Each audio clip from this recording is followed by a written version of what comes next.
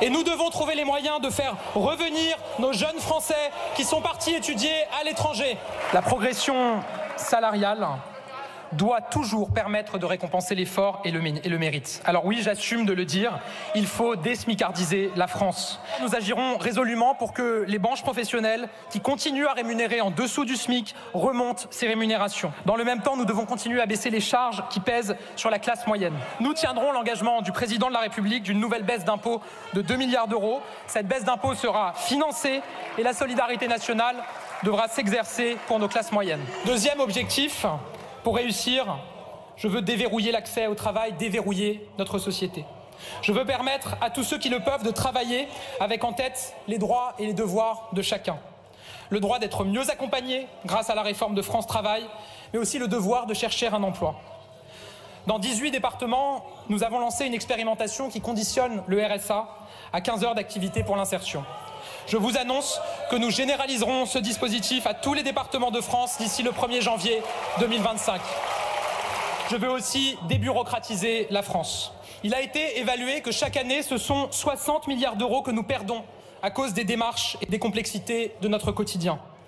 Aussi, nous engagerons après l'été une nouvelle étape de la réforme du droit du travail avec un objectif clair, libérer nos TPE et nos PME, simplifier considérablement leur quotidien et leur permettre de négocier certaines règles directement, entreprise par entreprise.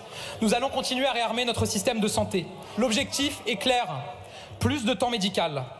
Premier pilier, agir pour qu'il y ait plus de médecins devant les Français. Nous procéderons à la régularisation des médecins étrangers sur notre territoire. Je nommerai un émissaire chargé d'aller chercher à l'étranger des médecins qui voudraient venir exercer en France. Et nous devons trouver les moyens de faire revenir nos jeunes Français qui sont partis étudier à l'étranger.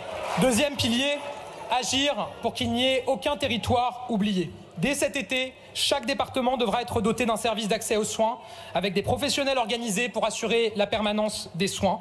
Dans les départements où il n'y aurait toujours pas de service d'accès aux soins et de réponse satisfaisante, je suis prêt à aller plus loin en restaurant des obligations de garde pour les médecins libéraux en soirée ou le week-end, dans leur cabinet, à l'hôpital ou en maison de santé.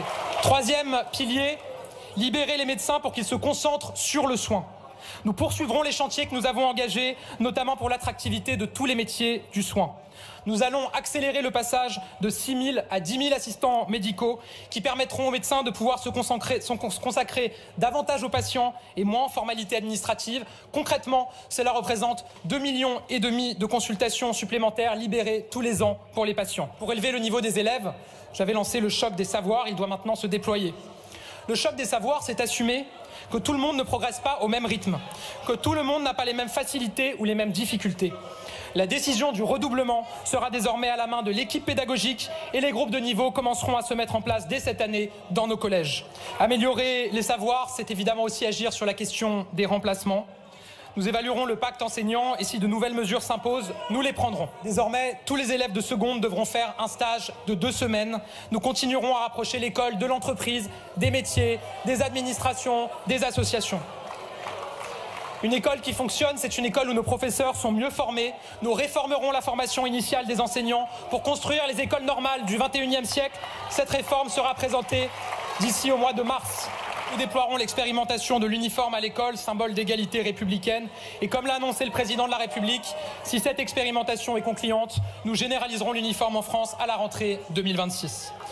Nous allons continuer à bâtir ensemble une écologie populaire, une écologie à la française, avec les Français, pour les Français. C'est le sens de la planification écologique qui protégera la biodiversité et permettra une baisse radicale de nos émissions de gaz à effet de serre, une baisse de 55% d'ici 2030.